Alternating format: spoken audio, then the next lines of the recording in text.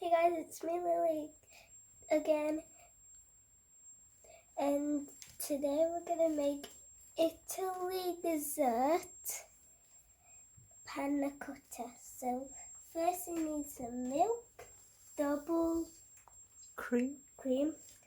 gelatin, sugar,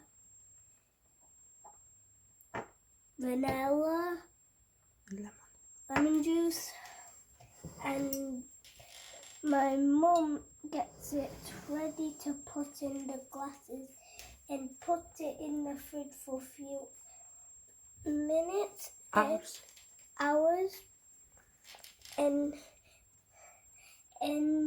my mum puts the strawberries and the raspberries in the hot boiling pot with cream and sugar on and mix it well, and tomorrow we will have such just fun. I love you guys. Next time.